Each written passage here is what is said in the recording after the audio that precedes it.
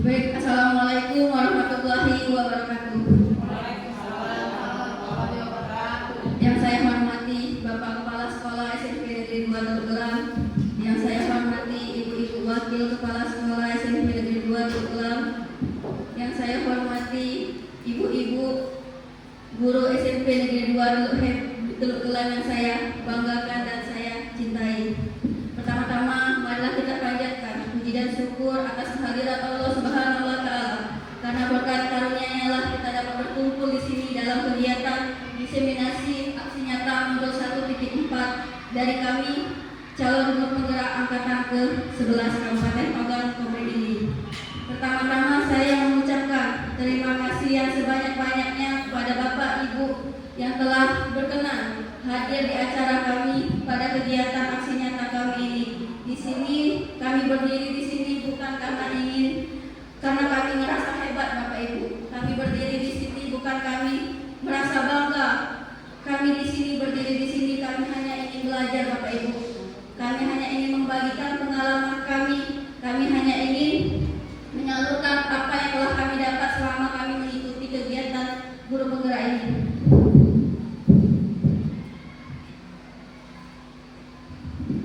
Di pendidikan guru penggerak kami tidak berdiri sendiri Bapak Ibu.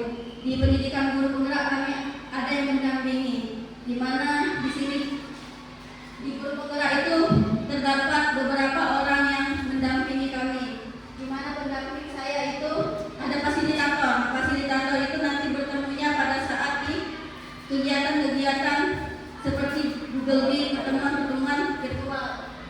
Dan ada lagi yang namanya pengajar praktik. Kalau Bapak Ibu sering melihat tiap bulannya datang, nah itu adalah pengajar praktik. Dengan fasilitator saya itu Bapak Suyanto SIP MPD, beliau adalah seorang pengawas. Dan pengajar praktik saya itu Ibu Hajar Listianingsih SPD MPD, itu adalah kepala sekolah di SMP Negeri 2 di Jawa. Nah, ini adalah kurikulum vitae saya Bapak Ibu. Jadi kalau misalnya ada yang belum tahu, saya itu lulusan strata 1 pendidikan matematika di Universitas Sriwijaya. Dan alhamdulillah saya sekarang sudah diamanahkan menjadi aparatur sipil negara di alhamdulillah penempatan langsung di SMP Negeri 2 Teluk Gelam ini dengan jabatan ahli pertama guru matematika. Dan apabila setelah kegiatan ini Bapak Ibu ada yang ingin dipertanyakan, apa misalnya kita pertemuan di luar kita masih kurang, Bapak Ibu boleh kontak saya yang sedang tertera di depan. Nah, dan apabila nanti Bapak Ibu memiliki mau mencari inspirasi kegiatan apa saja yang telah saya lakukan baik di kelas, baik di kegiatan guru penggerak ini, Bapak Ibu bisa melihat channel YouTube saya di @serlianggraini468. Dan ini adalah jurnal kegiatan-kegiatan kami selama kami mengikuti guru penggerak. Bisa apa boleh dicek di jurnal tersebut. Apabila kalau misalnya nanti Bapak Ibu ingin ikut guru penggerak, boleh cek di situ. Di situ sudah lengkap dari kegiatan pertama sampai terakhir. Nah, di guru penggerak kami mengenal dengan namanya jargon salam guru penggerak. Bergerak, tergerak, dan menggerakkan. Saya berharap saya berdiri di sini, saya bisa menggerakkan Bapak Ibu sekalian untuk melakukan budaya positif yang ada di sekolah ini. Saya yakin sebenarnya kita itu sudah melakukan yang namanya budaya positif, tapi masih ada yang kurang tahu budaya positif itu yang seperti apa. Nah, di sini kami akan menyampaikan budaya positif itu, menjelaskan kembali budaya positif itu yang seperti apa. Sebelumnya saya mengucapkan terima kasih yang telah hadir pada kegiatan diseminasi hari ini. Semoga dari kegiatan ini kita dapat belajar, dapat berkolaborasi, dapat saling mendukung demi mewujudkan budaya positif yang ada di sekolah kita yang tercinta ini, SMP Negeri 2 Teluk Gelam. Adapun kegiatan kami selama kami mengikuti kegiatan pendidikan guru penggerak itu alurnya merdeka namanya Bapak Ibu. Jadi di alur merdeka itu kami pertama kali belajar itu tentang namanya mulai dari diri. M-nya itu mulai dari diri, E-nya itu eksplorasi konsep, N-nya itu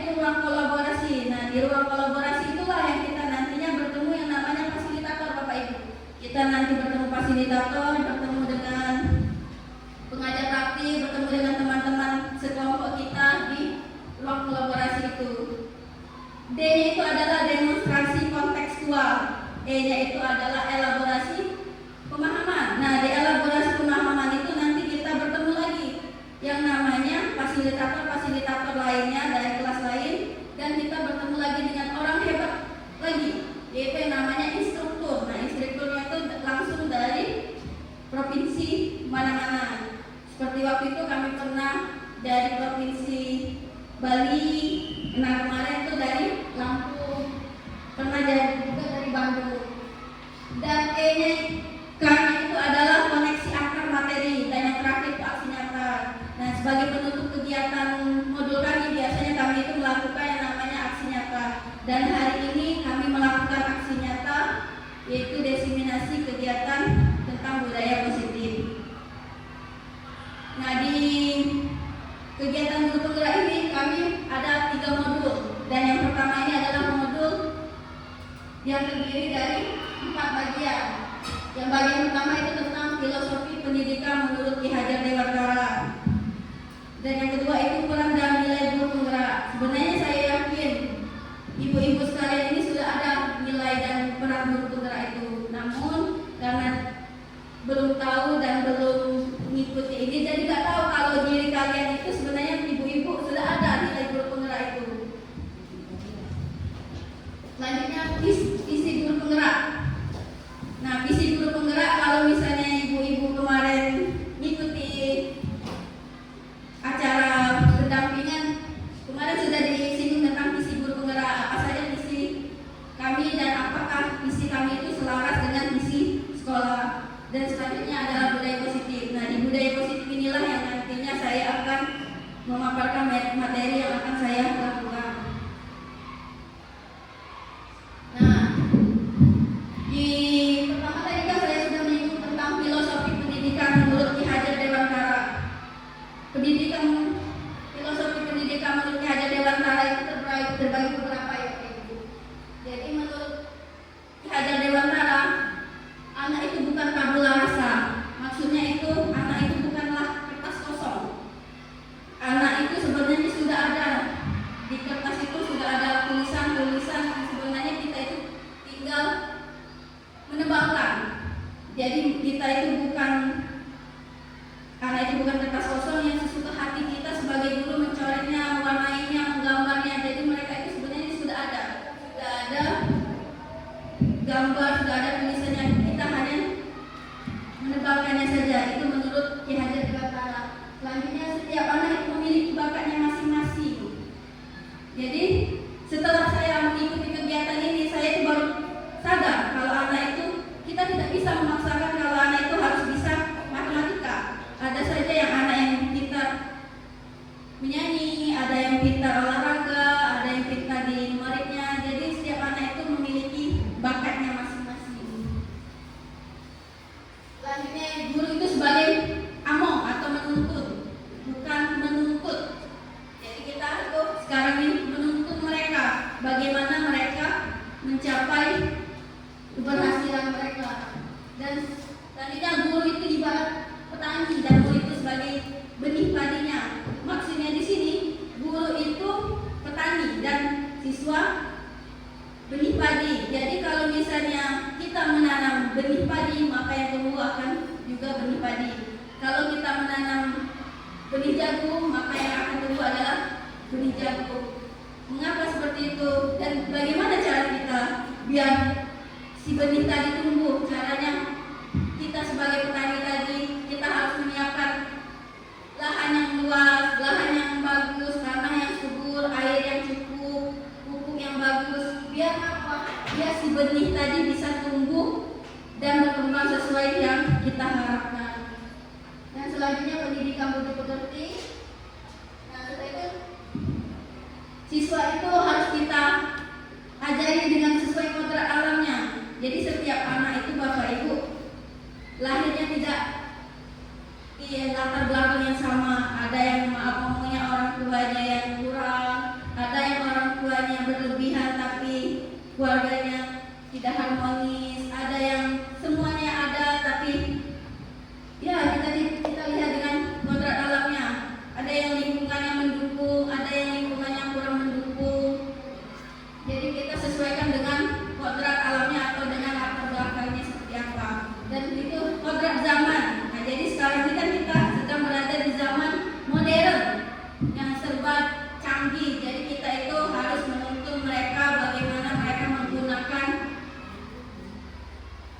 standarisasi yang sekarang ini. Selanjutnya pembelajaran itu yang berpihak pada murid. Jadi pembelajaran yang baik itu adalah pembelajaran yang berpihak pada murid, bukan lagi siswa yang melihat kita. Tapi sebaiknya sekarang ini guru itu sebagai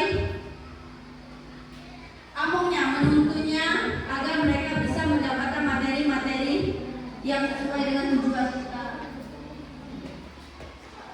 Ini berikut adalah konsep penting di budaya positif. Nah, ada berapa konsep penting? Itu perubahan paradigma kontrol, dan selanjutnya disiplin positif, nilai kebajikan itu universal, kebutuhan dasar manusia, motivasi perilaku manusia, keyakinan kelas. Nah, saya yakin Bapak Ibu yang waktu itu pernah ambil PMM tentang keyakinan kelas pasti sudah belajar modulnya, sudah belajar cara buat keyakinan kelas. Nah, di situ ada 5 posisi kontrol dan segitiga restitusi. Nah, di budaya positif itu yang seperti apa? Budaya positif itu terciptanya lingkungan yang positif yang terdiri dari warga sekolah yang saling mendukung, saling belajar, saling bekerja sama, sehingga tercipta kebiasaan-kebiasaan baik yang akan menjadi karakter yang baik, dan pada akhirnya dari kebiasaan dan karakter yang baik itu akan membentuk budaya positif. Jadi lingkungan positif itu kita yang ciptakan. Jadi dari kita yang saling belajar, saling bekerja sama, nah, muncullah namanya lingkungan yang positif. Kalau lingkungan itu positif, jadi lingkungan itu aman. Kalau lingkungan aman, lingkungan itu nyaman, lingkungan itu menyenangkan, sehingga murid itu dikasih kesempatan, dikasih kebebasan untuk belajar, dikasih kesempatan mereka untuk proses, dikasih kesempatan mereka untuk salah. Jadi tidak apa-apa mereka bersalah, namun dan setelah itu mereka dapat belajar lagi dari kesalahan-kesalahan yang mereka buat. Jadi selama siswa itu merasa senang, siswa itu merasa nyaman, dia bisa menerapkan budaya positif itu. Namun kalau siswa itu merasakan tekanan, jadi dia itu mendapat tekanan, jadi proses pembelajaran itu sulit. Nah, jadi tugas kita itu untuk mencabut gangguan-gangguan yang ada pada anak tadi, yang bisa menghalangi potensi pengembangan diri mereka.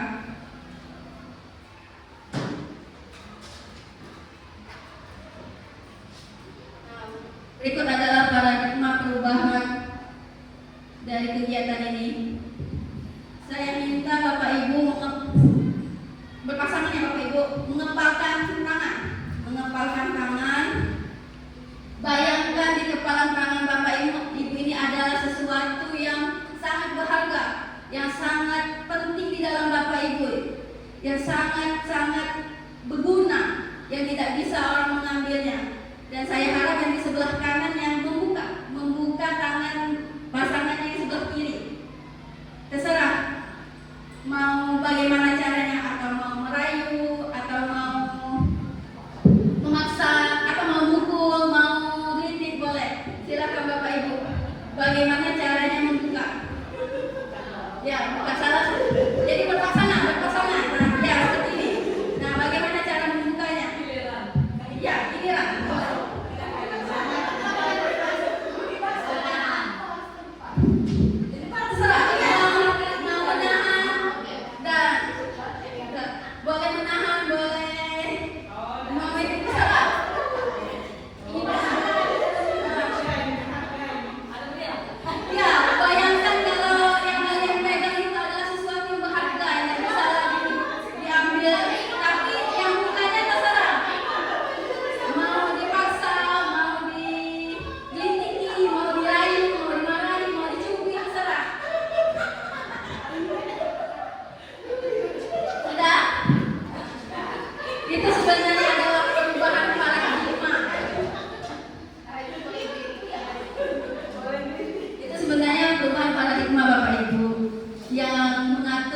Bisa membuka itu sebenarnya bukan teman kalian, sebenarnya diri kita sendiri.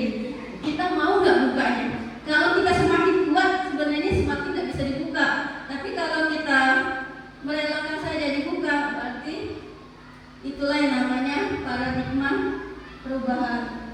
Jadi perubahan paradigma itu ada namanya teori kontrol. Jadi menurut Dr. William Glaser itu banyak namanya miskonsepsi antara makna kontrol itu sendiri. Jadi miskonsepsi di sini itu yang pertama, penerapan budaya positif berarti tidak ada aturan atau konsekuensi. Sebenarnya dalam kehidupan bermasyarakat itu selalu ada tantangan, selalu ada aturan dengan konsekuensi dari setiap tindakan yang dilakukan oleh anggota masyarakat. Dan dalam penerapan budaya positif, guru melatih kesadaran murid melalui pemahaman bahwa tatanan dan konsekuensi hadir untuk memberikan keselamatan dan kebahagiaan. Jadi menurut Ki Hajar Dewantara itu siswa itu harus bahagia, siswa itu harus selamat sesuai dengan kodrat alam dan kodrat zamannya.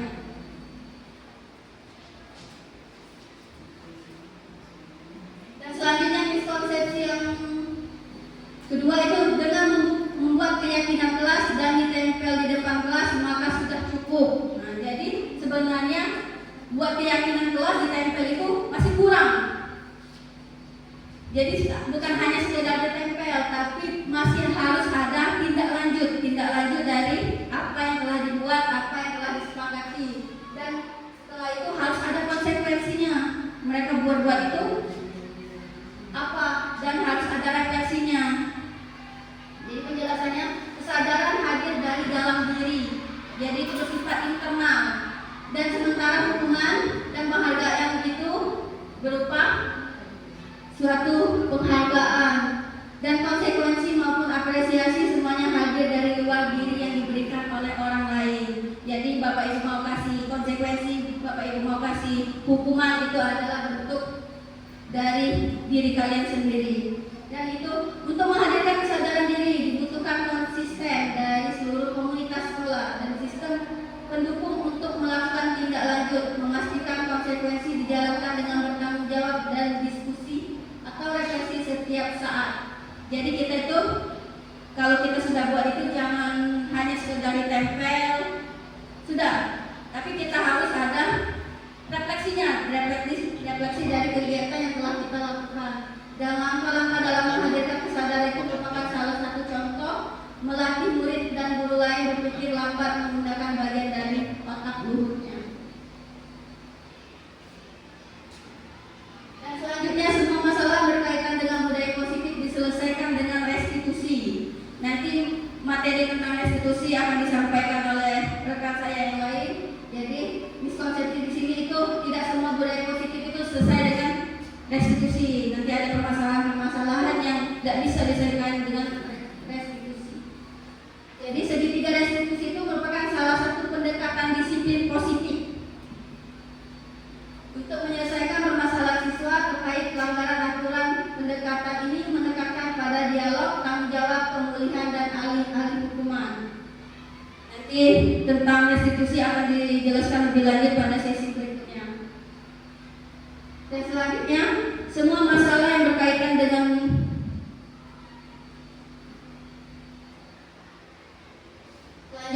pilihan tindakan yang dilakukan murid dan proses restitusi ditentukan oleh guru, bukan muncul dari kesadaran murid. Nanti akan dibahas lebih lanjut juga.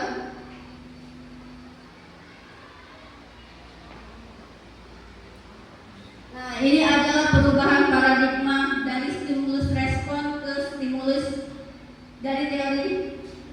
dari stimulus respon ke teori kontrol. Di mana menurut stimulus respon itu kita menganggap siswa itu sebenarnya sama, kebutuhannya sama, apa yang diinginkan mereka itu sama.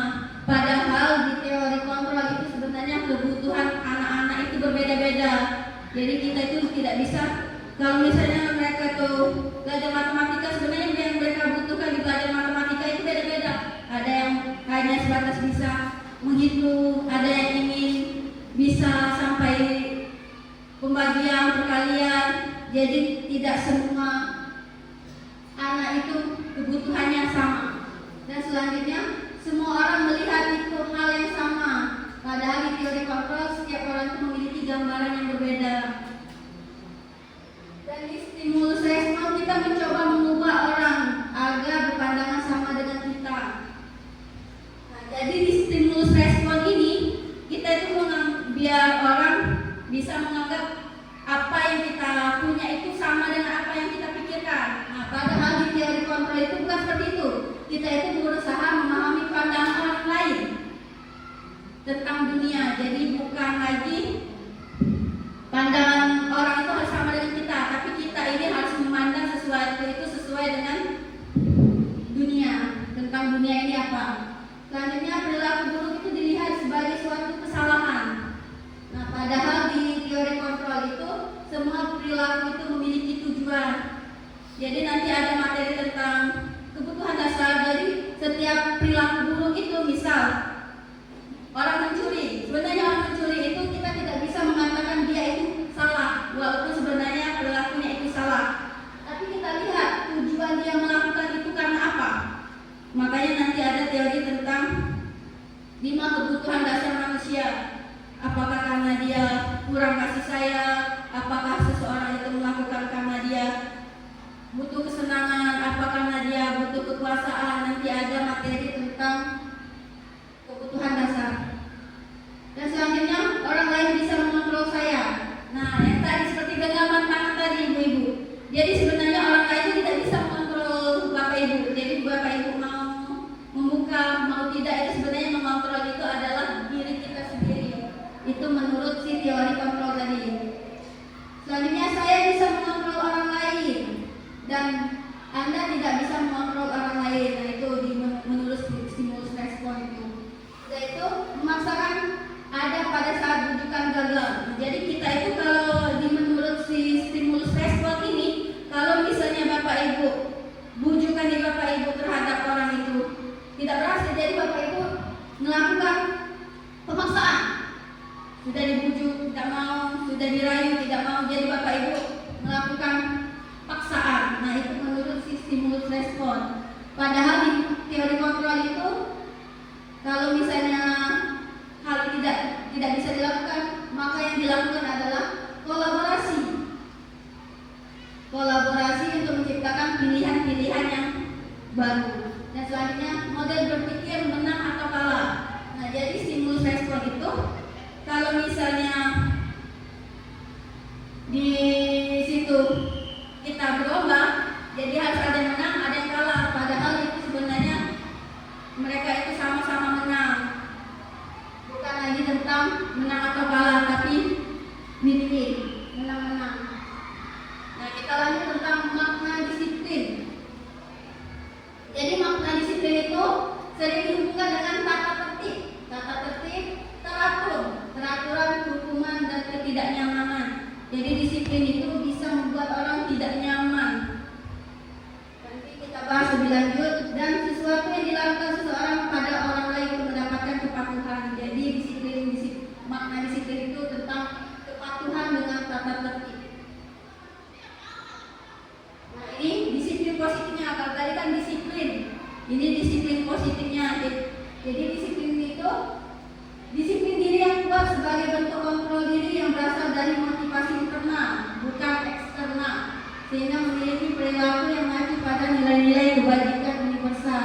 Tujuannya untuk menanamkan motivasi yang menghargai diri sendiri dengan nilai-nilai yang dipercaya, motivasi interaksi yang berdampak pada jangka panjang, tidak terpengaruh oleh hadiah ataupun pujian. Nah, ini adalah nilai-nilai kebajikan universal. Jadi nilai-nilai kebajikan universal itu nilai-nilai lintas budaya, bahasa, suku bangsa maupun agama, seperti keadilan, kehormatan, peduli, integritas, kejujuran, pelayanan, keamanan, kesabaran, tanggung jawab, mandiri. Ini adalah nilai-nilai kebajikan. Nah, seperti contohnya seperti ini. Kita itu tindakan guru. Sebelum itu kita bedain dulu. Tindakan guru itu suatu hukuman atau konsekuensi. Sebelum kita lebih lanjut, karena kalau kita sudah tahu perbedaan hukuman dengan konsekuensi, kita bisa menjelaskan bagaimana cara menyelesaikannya. Jadi kalau misalnya bapak ibu menyuruh anak itu mencatat 100 kali di dalam buku kalimat, saya tidak akan terlambat lagi karena siswa itu datang terlambat. Kira-kira itu bentuk konsekuensi atau hukuman?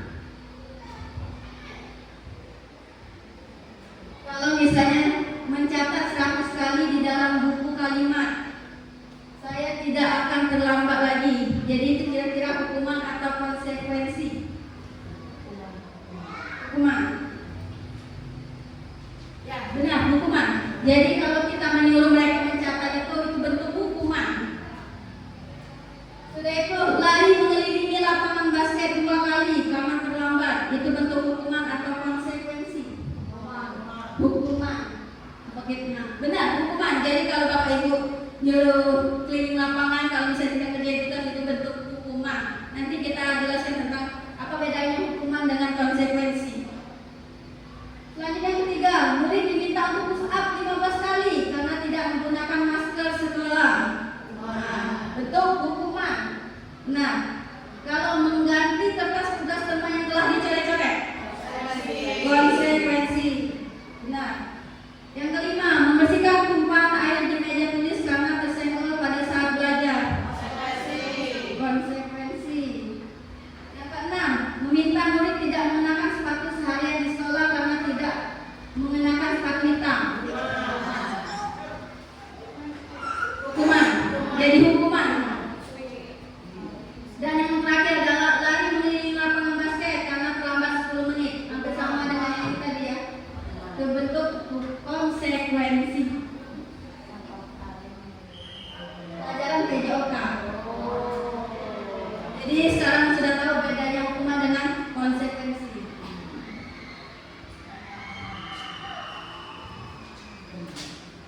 Nah, nilai-nilai kebajikan itu, orang itu memiliki sifat-sifat dengan tujuan yang ingin dicapai setiap individu.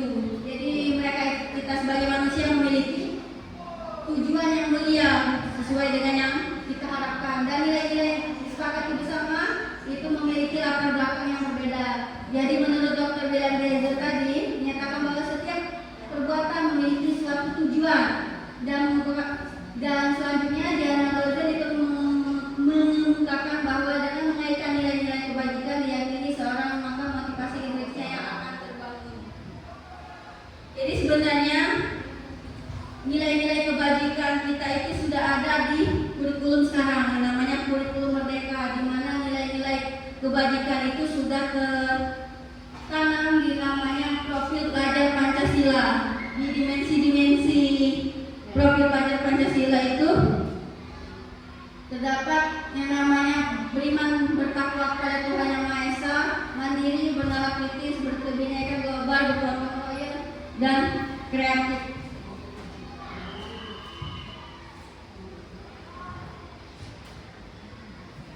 Selanjutnya, tadi kan sudah bahas tentang nilai-nilai kebajikan. Ada nilai keamanan, ada nilai keselamatan, ada nilai-nilai kedisiplinan. Nah, di sini saya akan bertanya, kira-kira kalau misalnya kita mempunyai peraturan kembalikan barang ke tempatnya, kira-kira itu nilai kebajikan seperti apa? Meminta kita membuat peraturan kembalikan barang ke tempatnya. Nilai kebajikannya apa? Kalau kita membuat peraturan kembalikan barang ke tempatnya, atau kita meminjam barang dan barang itu kita kembalikan, kira-kira nilai kebajikan seperti apa? Tanggung jawab, benar sekali. Jadi kita itu kalau nilai kebajikan di situ berupa tanggung jawab. Kalau peraturan yang dilarang mengganggu orang lain, kira-kira nilai kebajikannya apa? Dilarang mengganggu orang lain. Apa? Dilarang mengganggu orang lain.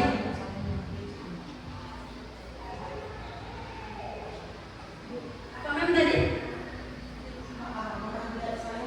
Saling menghargai, benar sekali. Sebenarnya kita itu kalau tidak mengganggu orang lain itu sama saja kita menghargai orang tersebut.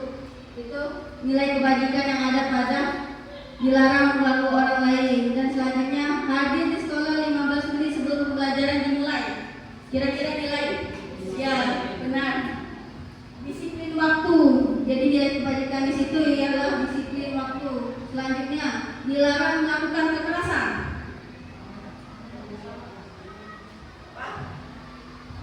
Keamanan. Jadi kalau kita tidak melakukan kekerasan maka akan aman. Dan selanjutnya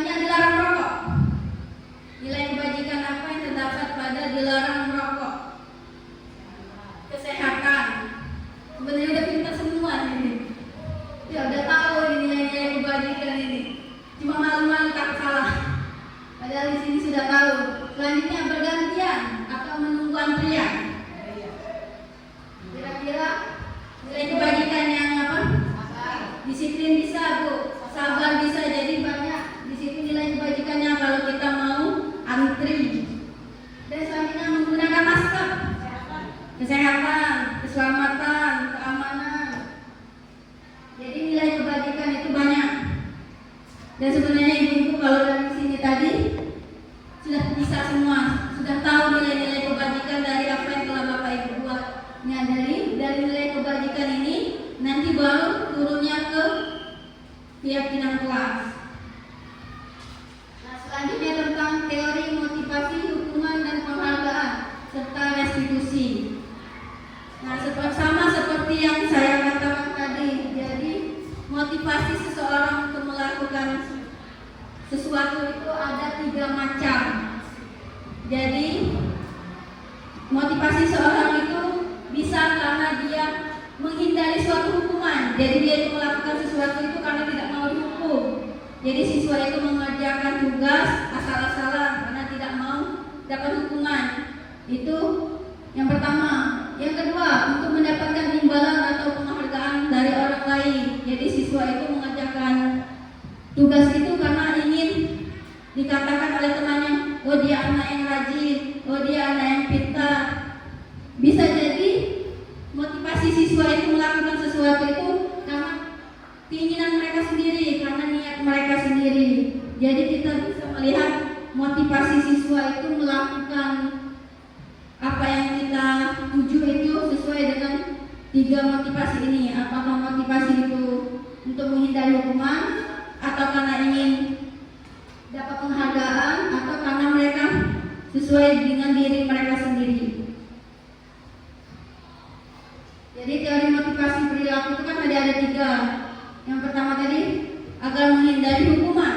Nah, di hukuman di sini apa yang maksud itu? Apa yang akan terjadi apabila saya tidak melakukannya? Nah, sama seperti yang tadi.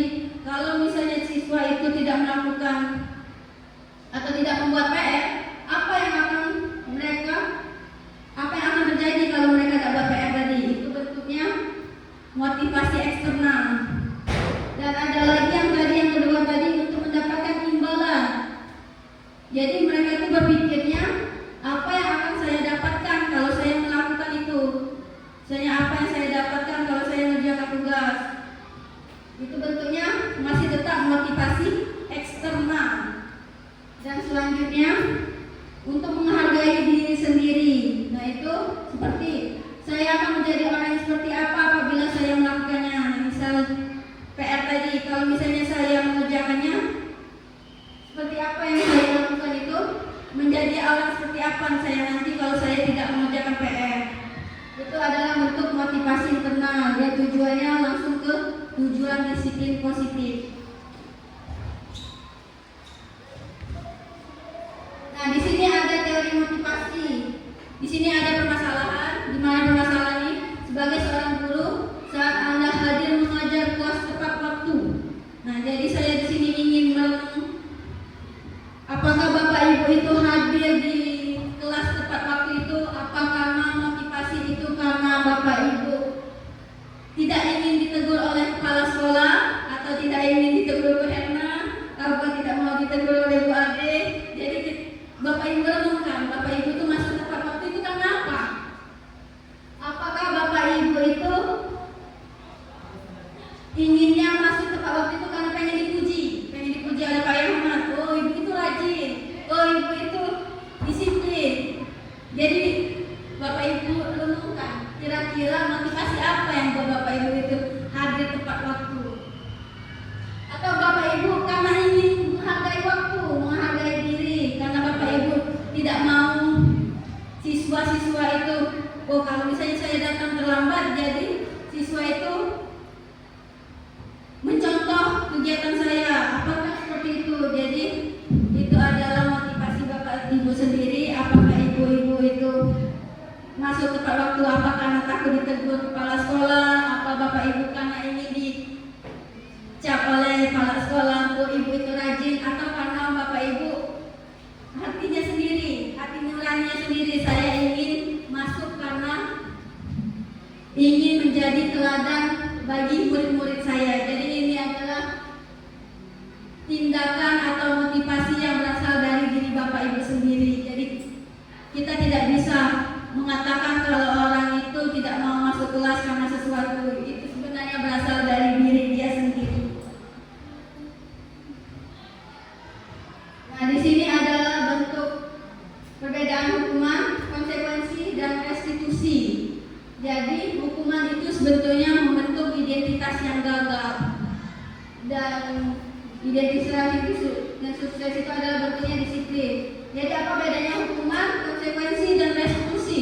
Nah, tadi kan sudah tahu kan yang mana bentuk hukuman, mana bentuk konsekuensi. Nah, ini perbedaannya. Kalau hukuman itu sesuatu yang menyakitkan. Jadi yang seperti tadi, mereka disuruh keliling lapangan, mereka disuruh push up, itu menyakitkan dan harus terjadi hari itulah. Jadi kita itu mendadak Bapak Ibu, kalau misalnya kita masuk, ada siswa yang datang terlambat, nah itu hukum. Kalau kita menyuruh mereka keliling lapangan, itu bentuknya hukuman, karena itu sesuatu yang menyakitkan bagi dia dan itu bersifat langsung. Kalau konsekuensi itu sesuatu yang harus terjadi. Nah, kalau tentang restitusi nanti dibahas lebih lanjut. Hukuman itu bisa membuat anak tidak nyaman dan itu bisa berakibat jangka panjang. Nah, kalau konsekuensi itu buat tidak nyaman juga, tapi dia bentuknya jangka pendek. Contohnya seperti apa kalau jangka panjang? Misal tadi disuruh keliling lapangan, ditertawai oleh satu sekolah, oh dia disuruh lari lapangan. Nah, itu dia bisa membekas di otak dia. Kalau mereka telah melakukan kesalahan dan disuruh lari lapangan dan ditertawai, itu berakibat jangka panjang.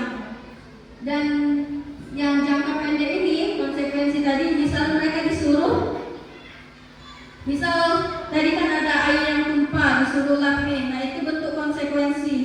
Mereka kalau sudah dilapin, mereka sudah selesai. Itu adalah bentuk dari konsekuensi jangka pendek.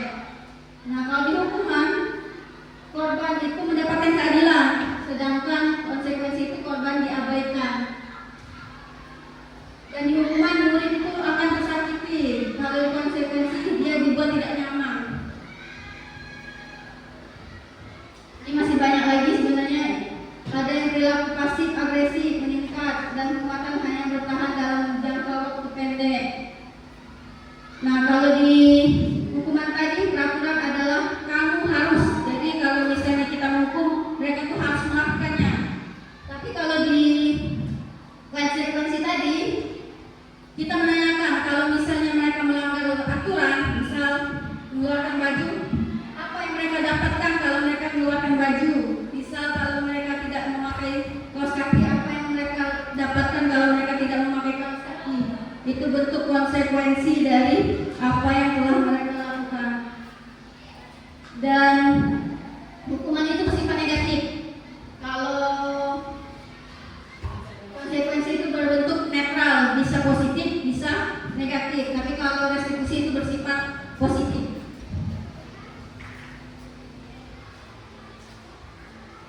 Selanjutnya ini adalah tentang hukuman dan penghargaan.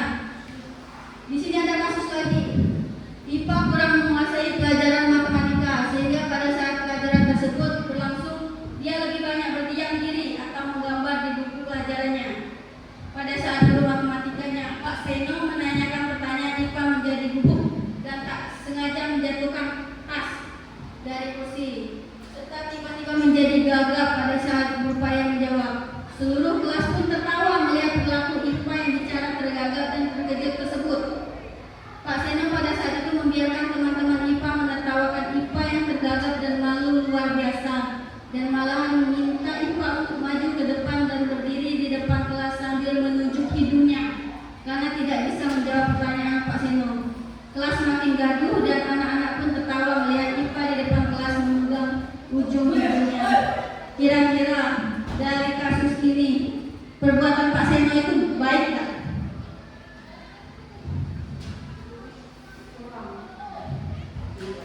Tidak baik, karena dia buat IPA ini tadi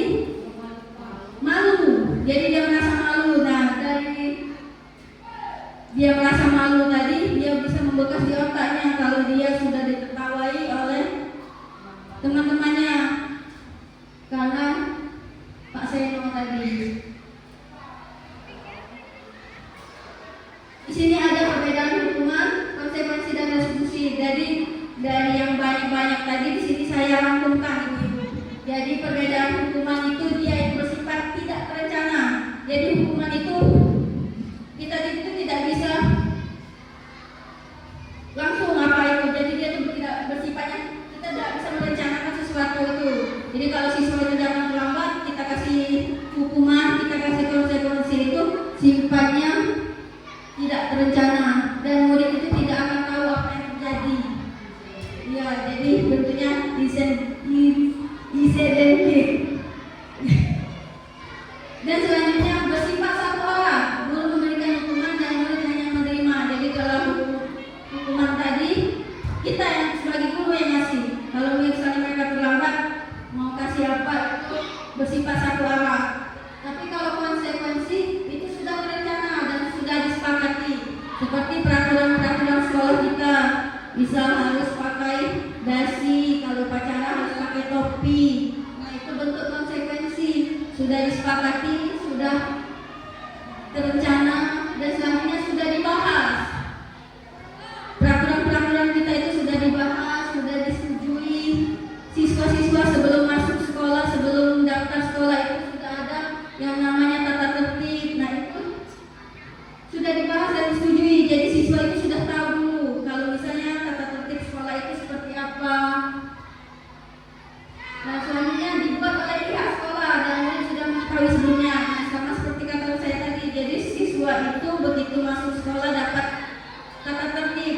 Nah, mereka itu jadi tahu bahwa sekolah itu harus pakai dasi, harus pakai sepatu hitam, harus pakai topi kalau saat upacara, harus rambut pendek. Nah itu bentuk konsekuensi kalau mereka tiba-tiba bajunya disuruh ganti, kalau misalnya rambutnya tiba-tiba disuruh potong. Itu bentuk konsekuensi dari apa yang telah mereka ketahui tadi. Dan selanjutnya konsekuensi itu akan diterima bila ada pelanggaran. Jadi kalau kita tiba-tiba menyuruh mereka potong rambut sedangkan rambut mereka itu pendek, itu tidak akan diterima karena kalau konsekuensi itu bila ada pelanggaran saja. Jadi kalau mereka tidak melanggar, tidak mungkin kita akan menyuruhnya potong rambut kalau rambutnya sudah pendek. Selanjutnya restitusi. Restitusi itu adalah proses menciptakan kondisi bagi murid untuk memperbaiki kesalahan mereka sehingga mereka bisa kembali pada kelompok mereka dengan karakter yang lebih kuat. Nanti akan dijelaskan lebih lanjut.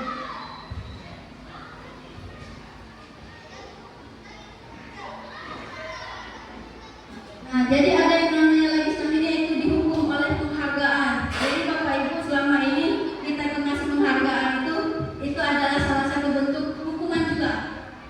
Jadi saat kita berulang kali menjadikan hadiah kepada anak-anak agar berlaku tanggung jawab, sebenarnya kita itu berasumsi mereka tidak bisa melakukannya. Itu menurut si Alkikon ini. Jadi kalau misalnya Bapak Ibu janjikan sesuatu itu, misal, nah kalau kamu bisa puasa sampai full sampai nanti maghrib, nanti ibu kasih hadiah ini. Nah sebenarnya itu penghargaan yang bersifat hukuman atau hukuman yang bersifat penghargaan. Karena apa? Karena kita berasumsi mereka itu tidak bisa puasa kalau tidak dikasih iming-iming hadiah tadi. Itu namanya dihukum oleh penghargaan. Itu menurut si Alkikon ini. Ini adalah lagi kasus tentang Ibu Anas. Ibu Anas itu guru kelas 2 SD. Dia mendapatkan masalah, murid-muridnya tidak bisa tertib. Jadi anak SD itu sebelum masuk kelas itu baris. Dari baris tadi, karena lama, jadi namanya anak SD karena lama, jadi Ibu Anas ini menerapkan yang namanya ngasih bintang, stiker bintang kalau mereka itu mau lulus. Siapa yang rapi duluan dia masuk, dapat bintang. Itu Bu Anas terapkan. Tapi setelah beberapa minggu kegiatan itu berhasil.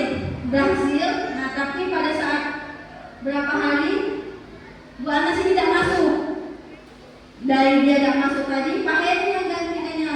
Tapi Pak Heru tidak tahu kalau misalnya Bu Anas itu ngasih stiker bintang bagi anak yang masuk. Karena tidak tahu, jadi mulai itu berebutan lagi siapa yang mau masuk, siapa ini. Nah di situ hal yang terjadi itu ngapa? Jadi motivasi siswa itu mengapa? Jadi permasalahan di situ, kira-kira siswa itu karena apa dia mau masuk itu? Berasal dari motivasi apa? Internal, eksternal? Kenapa? Karena timbangan dari bintang Bu Anas. Nah, jadi karena iming-iming bintang oleh Bu Anas tadi, dia mau melakukan sesuatu baris di depan kelas dengan rapi tadi biar dia dapat bintang. Nah, tapi Pak Seno udah tahu di situ, jadi yang hancur lagi. Dan selanjutnya itu katanya itu, kira-kira dari yang dilakukan Bu Anas nih, ada tidak cara lain agar siswa itu bisa baris tanpa diiming-imingkan sesuatu?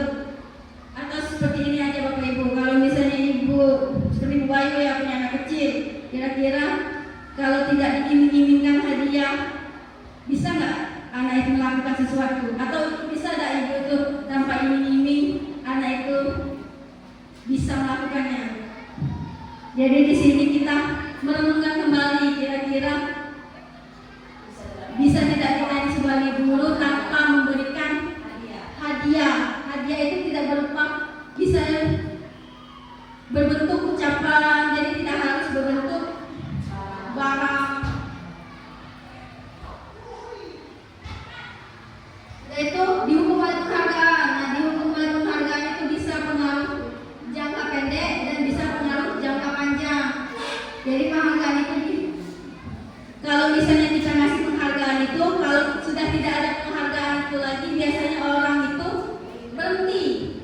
Misal dia tadi kalau misalnya kayak Bu Bayu, Bunda tidak pernah lagi kasih aku hadiah kalau aku puasa full, jadi dia berhenti. Itu akibat dari ngasih iming-iming tadi, jadi dia berhenti, tidak mau lagi puasa karena tidak ada hadiah lagi. Selanjutnya, jika kita menggunakan penghargaan lagi dan lagi, maka orang tersebut akan bergantung pada penghargaan yang diberikan.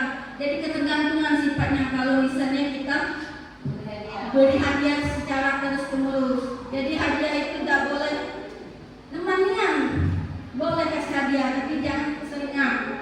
Tidak itu penghargaan itu tidak efektif. Kenapa tidak efektif? Karena apa? Anggapan anak itu penghargaan itu kalau dia melakukan apa, dia dapat apa. Jadi bersifat jika maka. Kalau jika saya dapat apa dari Bunda? Jika saya puasa, saya dapat apa dari ayah? Jika saya mengerjakan PR, maka dapat apa dari guru? Jadi mereka mengharapkan hadiah jadi. Selanjutnya, penghargaan itu merusak hubungan. Nah, merusak hubungan ini seperti apa? Misal, guru A itu rajin yang masuk. Dia rajin masuk, dia disiplin waktu, dia pakaiannya sesuai ketentuan. Nah, ada lagi guru B. Guru B itu juga pakaiannya rapi, dia rajin masuk sekolah. Tapi pada saat waktu yang bersamaan, guru B ini tidak masuk. Dan kepala sekolah hanya melihat guru A saja yang masuk, sedangkan guru B tidak masuk. Dan kepala sekolah hanya memberi penghargaan pada guru A tadi, tidak melihat guru B tadi rajin juga. Karena dia tidak masuk tadi, jadi yang dapat guru A. Padahal sama-sama rajin, sama-sama disiplin. Nah, itu merusak hubungan. Apa? Karena si guru B tadi merasa iri, merasa dia tidak adil. Kok saya tidak dapat, padahal saya rajin, padahal saya sering masuk kelas. Jadi di situ merasa ketidakadilan, jadi merasa iri, jadi mereka itu merasa saingan. Jadi penghargaan itu bisa merusak. Selanjutnya, penghargaan itu mengurangi ketepatan. Jadi sesuatu itu bisa mengurangi sesuatu bentuk dari itu. Selanjutnya penghargaan bisa menunjukkan kualitas. Jadi kalau misalnya siswa itu kita iming-imingi selalu hadiah, dia bisa merusak kualitas diri mereka. Dan selanjutnya penghargaan itu bisa mematikan kreativitas. Nah, jadi Bapak Ibu kalau sering kasih penghargaan kembali lagi tidak bagus. Walaupun sebenarnya Bapak Ibu itu ngasih penghargaan itu bukan karena mereka itu apa, biar kita tuh bentuk motivasi mereka, sebenarnya itu salah. Jadi setelah ini saya baru tahu kalau penghargaan secara terus-menerus itu salah, karena itu suatu hukuman. Selanjutnya penghargaan itu menghukum yang tadi seperti judulnya, dan motivasi dari dalam diri berupa intuisi. Dan selanjutnya tadi kan judulnya ada tadi teori motivasi, hukuman dan penghargaan. Nah, ini adalah materi saya yang terakhir tentang restitusi. Di sini saya hanya membahas sedikit restitusi itu apa, nanti akan dibahas selanjutnya oleh rekan saya. Jadi restitusi itu ibu-ibu proses kolaborasi mengajarkan murid untuk mencari solusi untuk masalah mereka. Jadi kita itu mencari solusinya dan bantu mereka. Mereka itu pengen seperti apa, mereka itu melakukan itu karena apa. Jadi bagaimana mereka harus memperlakukan orang lain, itu menurut si Gozen tadi. Dan restitusi itu bukan untuk menebus kesalahan, namun untuk belajar dari kesalahannya dan hubungannya. Dan selanjutnya restitusi itu memperbaiki hubungan. Jadi dari restitusi tadi siswa itu bisa baikkan. Sebenarnya Bapak Ibu itu sudah melakukan restitusi nih, sudah mendamaikan anak itu sudah termasuk restitusi, tapi ada bagian yang hilang. Nanti ada namanya segitiga restitusi, ada 3 bagian. Dan selanjutnya restitusi itu tawaran, bukan paksaan. Jadi kalau misalnya siswa itu kelahi, kita bisa menanyakan apa tawarannya. Jadi itu bukan bersifat paksaan. Dan selanjutnya restitusi itu menuntut mereka untuk melihat ke dalam diri mereka itu seperti apa. Dari kegiatan ini mungkin itu saja yang dapat saya sampaikan. Apabila ada kegiatan-kegiatan dari banyak ini,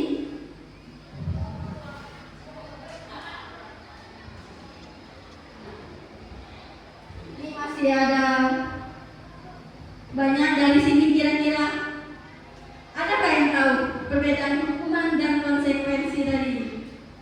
Seperti apa konsekuensi itu? Seperti apa hukuman itu?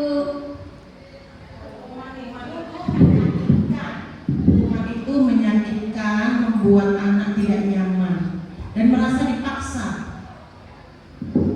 Sedangkan konsekuensi itu atas kesepakatan, biasanya dibuat antara guru dengan siswa. Konsekuensi itu jadi anak tidak dipaksa.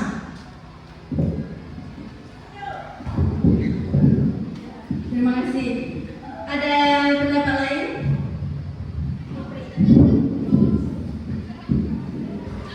Kalau hukuman itu dadakan. Ya. Kalau yang konsekuensi itu sudah di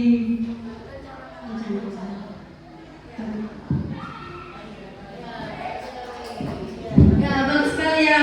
Jadi hukuman itu kata Ibu Peri bersifat mendadak. Ya, benar itu mendadak. Jadi kalau kita lihat siswa itu melakukan kesalahan, dia dapat PR, mendadak kita emosi, mendadak kita pengen menghukum dia, mendadak. Nah, itu bersifat mendadak. Kalau konsekuensi tadi sudah terencana, kalau mereka tidak bisa jawab pertanyaan, misalnya mereka tidak mengerjakan tugas, mereka harus bisa nulis lagi atau harus mengerjakan 2 kali lipat. Itu bentuk konsekuensi. Selanjutnya ada lagi yang namanya tadi motivasi. Nah, saya mau kembali lagi ke teori motivasi. Kira-kira Bapak Ibu yang di sini masuk kelas itu motivasinya apa? Apa karena ingin dapat penilaian kepala sekolah baik? Apa karena tidak mau ditegur? Ya, apa karena tidak mau ditegur oleh Bu Erna? Apa karena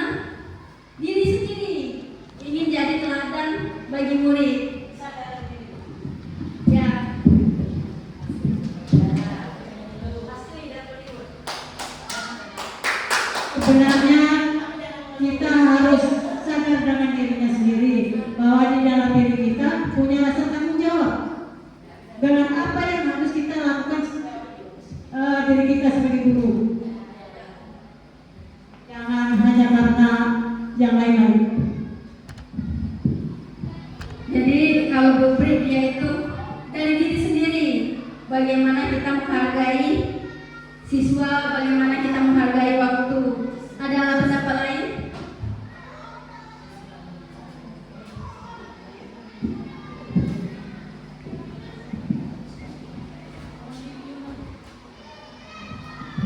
Ada lagi? Ada lagi?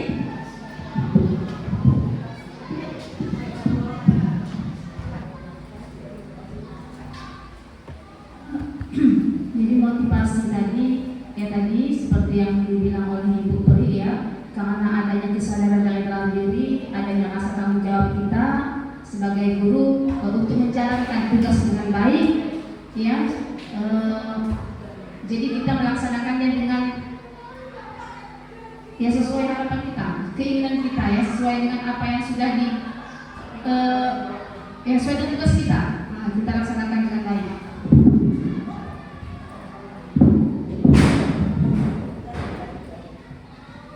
Yang Bu Ade? Terima kasih. Sehubungan dengan motivasi, tadi ada kata penghargaan atau motivasi itu dapat merusak hubungan. Itu maksudnya gimana? Jadi apa tadi? Penghargaan bisa merusak hubungan. Yang tadi sudah saya jelasin tadi, kalau misalnya guru A rajin ya, dia rajin masuk, dia rajin datang tepat waktu, administrasinya lengkap, nanti guru B ini juga bersama. Tapi pada saat yang kebarengan, mungkin pada saat itu dia lagi tidak sehat atau dia lagi ada kerjaan buat dia tidak masuk. Nah, sedangkan kepala sekolah hanya melihat guru A tadi, oh ibu itu rajin masuk kelas, oh ibu itu tepat waktu lantainya, oh administrasi ibu itu lengkap. Padahal kita di sini sudah tahu sebenarnya guru A dan B itu kualitasnya sama, disiplinnya sama, tapi hanya pada saat itu kepala sekolah melihat si guru B tadi tidak melaksanakan tugas. Nah disitulah mulai iri. Harusnya kan aku dapat juga penghargaan, harusnya kan saya itu dapat pujian juga, dapat penghargaan, tapi malah saya tidak dapat apa-apa. Apa bedanya saya dengan dia? Itu yang membuat hubungan itu. Sebenarnya kita sering melakukan itu. Sama baik sama aku. Orang itu sebenarnya ini. Jadi seperti itu Bu. Apakah di sini ada yang ditanyakan lagi? Tidak ada. Atau ada yang mau merefleksi kegiatan yang telah saya sampaikan? Yang masih kesimpulan? Terima kasih atas kesempatan diberikan. Kalau saya sih bukan mau mengkritik atau ini ya, hanya merefleksi. Kita kan setiap kegiatan apapun perlu kita refleksi. Kita perlu refleksi ya. Jadi kalau saya lihat untuk pemaparan Ibu Sherly Anggra ini sudah sangat baik dan cukup menguasai materi. Cuman yang jadi perlu direfleksi, perlu diperbaiki itu intonasinya. Sepertinya terlalu cepat bagi kami yang belum paham ini ya.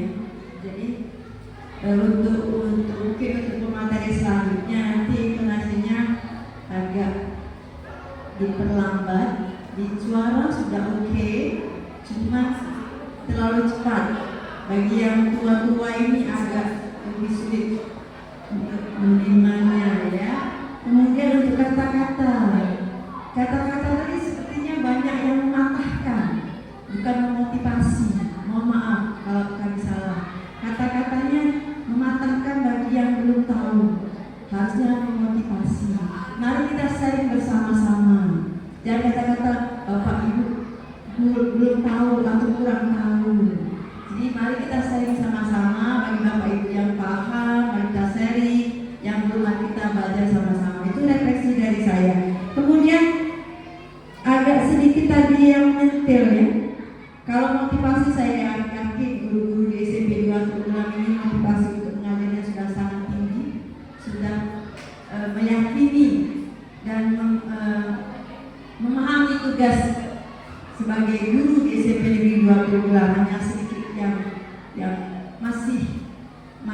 kurang yakin pada diri sendiri apa fungsinya sebagai guru.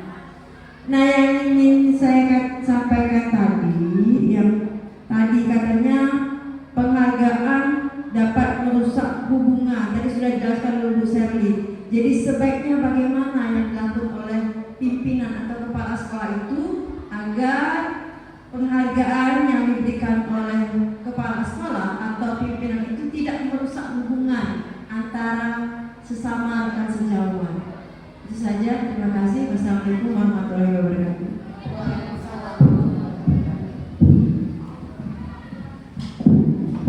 Ya, terima kasih atas refleksinya Bu Herna. Semoga dari kegiatan saya ini saya bisa lebih belajar lagi. Sebenarnya ini baru pertama kali Bu saya jadi pemateri, jadi agak kebetulan. Jadi biasanya megang PIP itu cuma saat upacara. Itu saja setahun sekali Bu. Jadi apabila saya menghafalkan terlalu cepat, itu karena materinya sangat padat. Jadi saya sudah mencampurkan nomor HP kalau misalnya Ibu nanti mau sharing-sharing apa yang ada tentang teori motivasi, disiplin tadi boleh kita sharing Bu di luar. Dan apabila saya ada kata-kata yang kurang berkenan, saya mohon maaf karena saya di sini masih belajar Ibu-ibu. Saya di sini